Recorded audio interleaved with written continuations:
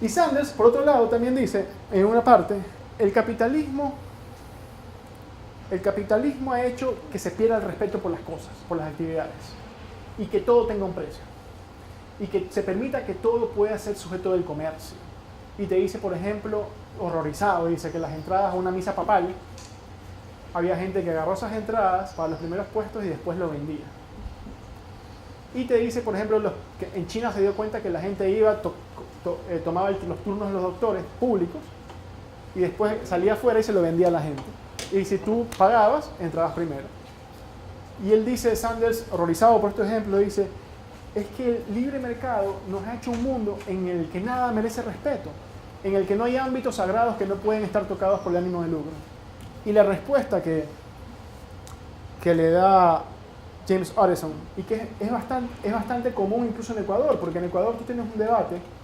En Ecuador están prohibidas por ley desde hace mucho tiempo las universidades con ánimo de lucro. Es decir, tú no puedes poner una universidad como un negocio. Porque te dicen, la educación es un ámbito sagrado.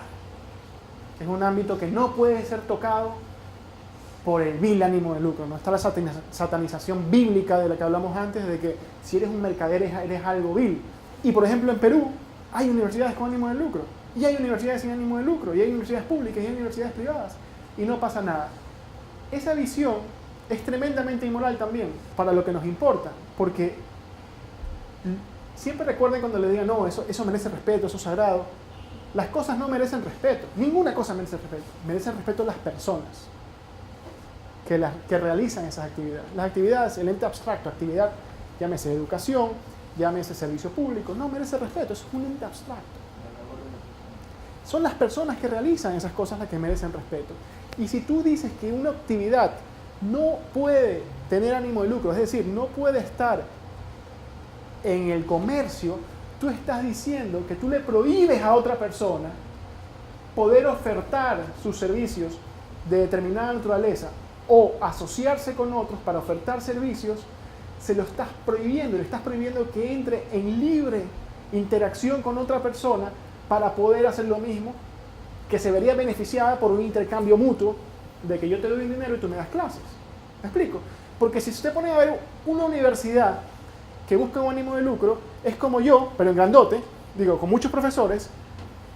¿Te imaginas que a mí me prohíban darte clases particulares de ética, de filosofía moral o de lo que sea, y que digan, no, tú no puedes recibir clases en Aparicio y Aparicio no puede darte clases a ti si lo que él busca es sacar un billetito?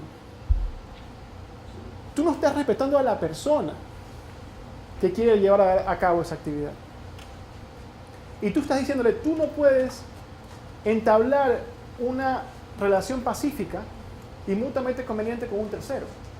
Tú no estás respetando la educación. Tú estás imponiendo tu visión moral de cómo debería ser la educación a los demás.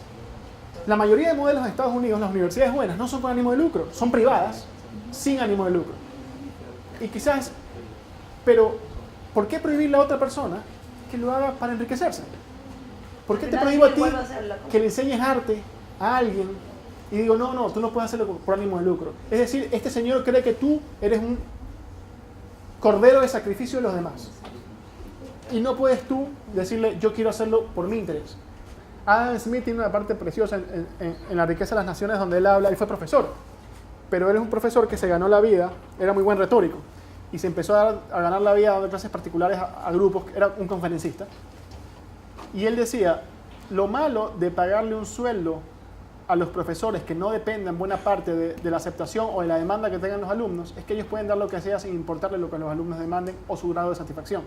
Y dice, he ahí lo más importante para un profesor. Y él que daba clases, y en ese tiempo se ganaba la mitad del sueldo por la gente que le iba, no le iba, se esforzaba muchísimo por hacer la clase lo más didáctica posible, ¿no?